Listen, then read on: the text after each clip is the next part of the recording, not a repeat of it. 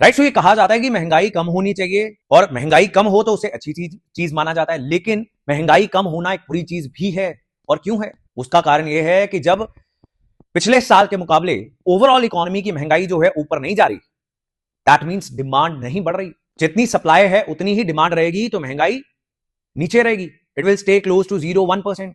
और हमारा तो टारगेट देश का जो आरबीआई को मिला हुआ है, आरबीआई की मॉनेटरी पॉलिसी कमेटी, वो इन्फ्लेशन 2% कम से कम रखने की कोशिश करती है, 6% से ऊपर नहीं जानी चाहिए। बिकॉज 2% अगर इन्फ्लेशन है, दैट मीन्स कि डिमांड है इकोनॉमी में। पिछले साल के मुकाबले इस साल अगर डिमांड नहीं बढ़ेगी तो नौकरियां कहां से बनेंगी, और इन्वेस्टमेंट कैसे होगी, इकोनॉमी ग्रो कैसे करेगी अगर डिमांड ही नहीं है? Because demand is everything.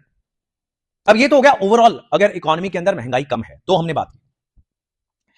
अब अगर मैं आपसे पूछूं कि ओवरऑल इकोनॉमी के अंदर महंगाई कम नहीं है, सिर्फ फूड इन्फ्लेशन बहुत कम है, तो किसका नुकसान होगा? अगर खाने में महंगाई बहुत ज्यादा है तो कंज्यूमर का नुकसान होगा, खासकर जो गरीब हाउस होल्ड्स हैं, उनको पैसा, उनके पास इतना पैसा नहीं है कि वो इतनी महंगी जो बेसिक नेसेसिटीज हैं, खाने पीने की चीजें हैं, उसको अफोर्ड कर पाए।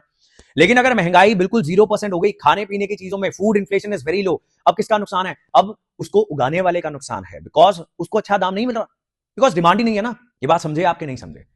डिमांड एंड सप्लाई सब कुछ डिसाइड करते हैं इकोनॉमी के अंदर। जब सप्लाई के मुकाबले किसी चीज की डिमांड बहुत ऊपर चली जाएगी तो वो चीज महंगी हो जाएगी। अगर ये बहुत ज्यादा गैप है, दैट मीन्स महंगाई बहुत ज्यादा हो जाएगी और ये अनअफोर्डेबल बना देगी चीजों को।